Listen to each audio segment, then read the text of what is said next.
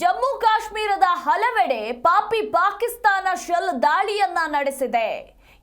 ಜಮ್ಮು ಕಾಶ್ಮೀರದ ಪೂಂಚ್ ಪ್ರದೇಶದಲ್ಲಿ ಭಾರೀ ಸ್ಫೋಟಗೊಂಡಿದೆ. ಶೆಲ್ ದಾಳಿಯಿಂದ ಜಮ್ಮು ನಗರದಲ್ಲಿ ಒಂದಷ್ಟು ಮನೆಗಳಿಗೆ ಹಾನಿಯಾಗಿರುವಂತದ್ದು. ಗಡಿಯಲ್ಲಿ ಶೆಲ್ ದಾಳಿಯನ್ನ ಮುಂದುವರಿಸಿರುವ ಪಾಕಿಸ್ತಾನ, ಪಾಕ್ಗೆ ಎತ್ತ ಭಾರತೀಯ ಸೇನೆ ತಕ್ಕ ಪ್ರತ್ಯುತ್ತರವನ್ನ ನೀಡ್ತಾ ಇದೆ. ಇಷ್ಟೆಲ್ಲ ಆದ್ರೂ ಕೂಡ ಪಾಕಿಸ್ತಾನ ಇನ್ನೂ ಬುದ್ಧಿ ಕಲ್ತಿಲ್ಲ. ತಕ್ಕ ಪ್ರತ್ಯುತ್ತರವನ್ನ ಭಾರತ ನೀಡ್ತಾ ಇದ್ರು ಕೂಡ, ಅವರ ಡ್ರೋನ್ಗಳನ್ನ, ಕ್ಷಿಪಣಿಗಳನ್ನ ಕ್ಷಣಾರ್ಧದಲ್ಲಿ ಹೊಡೆದುರುಳಿಸ್ತಾ ಇದ್ರು ಕೂಡ ಪಾಕಿಸ್ತಾನ ತನ್ನ ನರಿ ಬುದ್ಧಿಯನ್ನ ಮತ್ತೆ ಮುಂದುವರಿಸಿದ್ದು ಜಮ್ಮು ಕಾಶ್ಮೀರದ ಹಲವೆಡೆ ಶೆಲ್ ದಾಳಿಯನ್ನ ನಡೆಸಿದೆ. ಈ ಒಂದು ಶೆಲ್ ದಾಳಿಯಿಂದಾಗಿ ಹಲವು ಮನೆಗಳಿಗೆ ಹಾನಿಯಾಗಿದೆ ಅನ್ನೋದರ ಕುರಿತು ಮಾಹಿತಿ ಲಭ್ಯವಾಗಿದೆ. ಗಡಿಯಲ್ಲಿ ಶೆಲ್ ದಾಳಿಯನ್ನ ಮುಂದುವರಿಸಿರುವಂತಹ ಪಾಕಿಸ್ತಾನಕ್ಕೆ ತಕ್ಕ ಪ್ರತ್ಯುತ್ತರವನ್ನ ಇತ್ತ ಭಾರತ ಕೂಡ ಕೊಡ್ತಾ ಇದೆ. ಭಾರತ ಸುಮ್ಮನೆ ಇಲ್ಲ. ಪಾಕಿಸ್ತಾನದ ಮೇಲೆ ಭಾರತೀಯ ಸೇನೆ ಅಟ್ಯಾಕ್ ಮಾಡಿದೆ. ಈಗಲೂ ಕೂಡ ನಡೀತಾ ಇರುವಂಥದ್ದು. ಕ್ಷಣಾರ್ಧದಲ್ಲಿ ಅವರ ಡ್ರೋನ್ಗಳನ್ನ ಹೊಡೆದುರುಳಿಸ್ತಾ ಇದೆ. ಆದರೆ ಪಾಕ್ ಸೇನೆ ದಾಳಿಗೆ ಜಮ್ಮು ಕಾಶ್ಮೀರದ ಪೂಂಚ್ ನಗರದಲ್ಲಿ ಒಂದಷ್ಟು ಮನೆಗಳು ಧ್ವಂಸಗೊಂಡಿವೆ, ಹಾನಿಯಾಗಿವೆ ಅನ್ನೋದರ ಕುರಿತು ಮಾಹಿತಿ ಇರುವಂಥದ್ದು. ಇನ್ನು ಪಾಕ್ನ ಶೆಲ್ ದಾಳಿ ಇರಬಹುದು, ಡ್ರೋನ್ ದಾಳಿ ಇರಬಹುದು, ಒಂದಷ್ಟು ಅವಶೇಷಗಳು ಕೂಡ ಪತ್ತೆಯಾಗಿವೆ. ಆ ಒಂದು ದೃಶ್ಯಾವಳಿಗಳನ್ನು ಕೂಡ ನೀವು ಗಮನಿಸಬಹುದು. ಪಾಕಿಸ್ತಾನದ ಡ್ರೋನ್ ಅನ್ನ ಭಾರತೀಯ ಸೇನೆ ಯಾವ ರೀತಿ ಹೊಡೆದುರುಳಿಸಿದೆ ಅನ್ನೋದರ ಕುರಿತಾಗಿ ನೀವು ಗಮನಿಸಬಹುದು.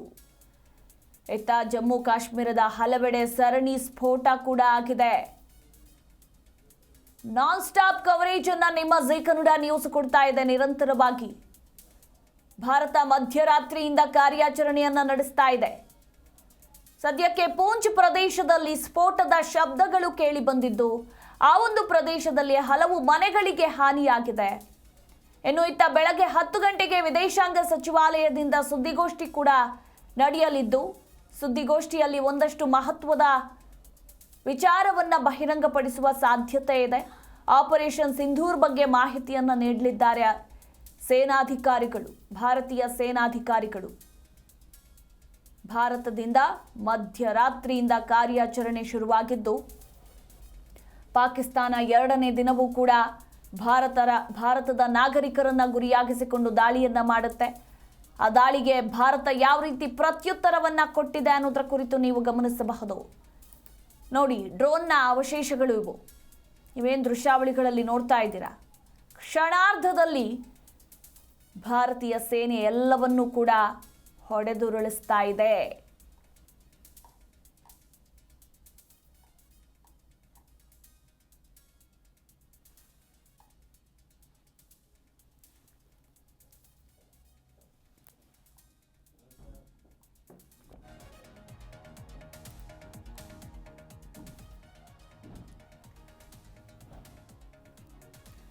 ಶತ್ರು ರಾಷ್ಟ್ರ ಪಾಕಿಸ್ತಾನ ಪದೇ ಪದೇ ಭಾರತವನ್ನ ಕೆಣಕುವಂತಹ ದುಸ್ಸಾಹಸವನ್ನ ಮುಂದುವರಿಸಿದೆ.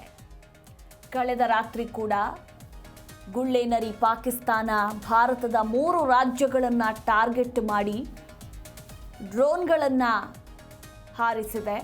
ಆದರೆ ಪಾಕ್ ಡ್ರೋನ್ಗಳಿಗೆ ಭಾರತ ಯಾವ ರೀತಿ ಮಣ್ಣು ಮುಕ್ಕಿಸಿದೆ ಅನ್ನೋದರ ಕುರಿತು ದೃಶ್ಯಾವಳಿಗಳಲ್ಲಿ ಗಮನಿಸಬಹುದು. ಅಂಡ್ ಈ ಒಂದು ಡ್ರೋನ್ ದಾಳಿಯಿಂದ ಒಂದಷ್ಟು ಹಾನಿ ಕೂಡ ನಮಗಾಗಿದೆ, ಇಲ್ಲ ಅಂತಲ್ಲ. ಈಗಷ್ಟೇ ನಾನು ಹೇಳ್ತಾ ಇದ್ದೆ, ಜಮ್ಮು ಕಾಶ್ಮೀರದ ಪೂಂಚ್ ನಗರದಲ್ಲಿ ಒಂದಷ್ಟು ಮನೆಗಳಿಗೆ ಹಾನಿಯಾಗಿದೆ, ಒಂದಷ್ಟು ಮಂದಿ ಗಾಯ ಕೂಡ ಗೊಂಡಿದ್ದಾರೆ. ಸದ್ಯ ಪ್ರಾಣಹಾನಿ ಸಂಭವಿಸಿಲ್ಲ. ಆ ಕುರಿತಾಗಿ ಇನ್ನಷ್ಟೇ ಮಾಹಿತಿ ಕೂಡ ಲಭ್ಯ ಆಗಬೇಕಾಗಿದೆ. ಆ ಸ್ಫೋಟದ ಸದ್ದು ಕೇಳಿಸಿ ಜನರು ಭಯಭೀತರಾಗಿದ್ದಾರೆ. ಯಾರಿಗೇ ಆಗಲಿ, ಈಗ ಆಲ್ರೆಡಿ ಭಾರತೀಯರೆಲ್ಲರೂ ಕೂಡ ಭಯದಲ್ಲಿದ್ದಾರೆ. ಭಯ ಅಂತಂದರೆ ದಾಳಿ ಅಂತ ಅಂದಾಗ ಎಲ್ರಿಗೂ ಕೂಡ ಭಯ ಇರುತ್ತೆ. ಏನಾಗ್ಬಿಡುತ್ತೋ, ಯಾವ ಕ್ಷಣದಲ್ಲಿ ಅವರು ಯಾವ ಕ್ಷಿಪಣಿಯನ್ನು ಹಾರಿಸ್ತಾರೋ, ಎಲ್ಲಿ ನಮ್ಮ ಮನೆ ಮೇಲೆ ಬಿದ್ದು ಬಿಡುತ್ತೋ, ನಾವಿರುವಂತಹ ಪ್ರದೇಶದಲ್ಲಿ ಬಿದ್ದು ಬಿಡುತ್ತೋ ಅನ್ನೋ ಭಯ, ಆತಂಕ ಎಲ್ರಿಗೂ ಕೂಡ ಇದ್ದೇ ಇರುತ್ತೆ. ಆ ಸಂದರ್ಭದಲ್ಲಿ ಸ್ಫೋಟದ ಸದ್ದು ಕೇಳಿಸಿದಾಗ ಜೀವವೇ ಹೋದಂತಾಗುತ್ತೆ. ಅಲ್ಲಿನ ಸ್ಥಳೀಯರಿಗೂ ಕೂಡ ಇದೇ ಅನುಭವ ಆಗಿರುವಂಥದ್ದು. ಆದರೆ ಭಾರತೀಯ ಸೇನೆ ಆಗಸದಲ್ಲೇ ಅಂದರೆ ಪಾಕಿಸ್ತಾನದ ಕ್ಷಿಪಣಿಗಳು ಡ್ರೋನ್ಗಳು ನೆಲಕ್ಕುರುಳೋ ಮುನ್ನವೇ ಆಗಸದಲ್ಲೇ ಉಡೀಸ ಮಾಡ್ತಾ ಇದೆ. ಬಟ್ ಕಣ್ತಪ್ಪಿಸಿ ಒಂದೋ ಎರಡೋ ಬಂದು ಬಿದ್ದಿರೋದು, ಇದರಿಂದ ಒಂದಷ್ಟು ಮನೆಗಳಿಗೆ ಹಾನಿಯಾಗಿದೆ.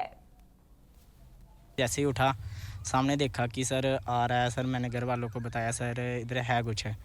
जैसे सर उसके बाद वो 10-15 मिनट के बाद आए सर, देखा आगे ये निकला हुआ था सर, फिर देखा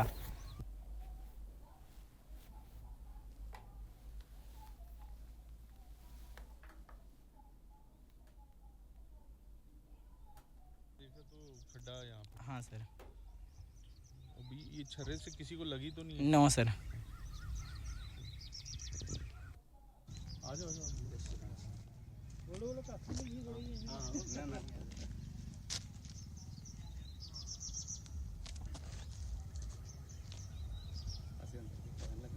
ये गेट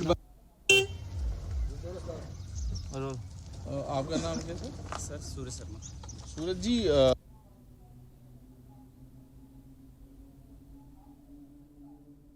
नीचे गिरा था उसकी वजह से. आपको लग रहा है? हाँ जी हाँ जी. अच्छा, तो क्या यहाँ पे क्या धमाका हुआ क्या? हाँ धमाका हुआ जी. अच्छा, हाँ धमाका जी हुआ। हाँ जी. तो फिर आपने देखा कि क्या? हम तो डर गए थे. डर. अच्छा, डर गए थे। हाँ जी हाँ तो जी. ये खड्डा है यहाँ पे? हाँ हाँ वो गिरा नीचे, फिर खड्डा हो गया जहाँ. हाँ जी. तो ये क्या है, छर्रे कुछ है? हाँ शरे होंगे सर जी. हाँ जो कुछ होता है उसका. हाँ जी.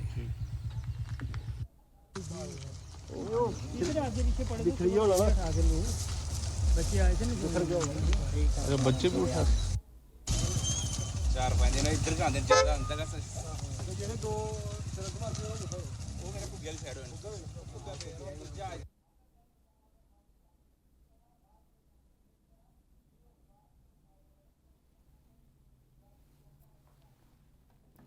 ಎಸ್, ಕಳೆದ ರಾತ್ರಿ ಭಾರತದ 3 ರಾಜ್ಯಗಳ 26 ನಗರಗಳ ಮೇಲೆ ಪಾಕಿಸ್ತಾನ ಡ್ರೋನ್ ದಾಳಿಗೆ ಯತ್ನಿಸಿದೆ.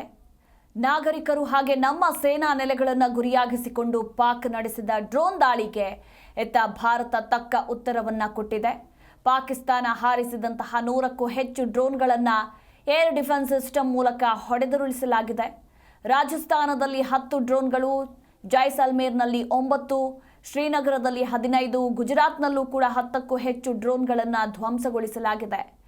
ಒಂದಷ್ಟು ಅವಶೇಷಗಳು ಕೂಡ ಸಿಕ್ಕಿರುವಂಥದ್ದು, ಆ ಒಂದು ದೃಶ್ಯಾವಳಿಗಳನ್ನು ನೀವು ಗಮನಿಸಬಹುದು. ಹಾಗೆ ಶ್ರೀನಗರದ ಏರ್ಪೋರ್ಟ್ ಬಳಿ ಸ್ಫೋಟಗೊಂಡಿರುವಂತಹ ಸುದ್ದಿ ಕೇಳಿ, ಆ ಸದ್ದನ್ನು ಕೇಳಿ ಜನರು ಆತಂಕದಲ್ಲಿದ್ದಾರೆ.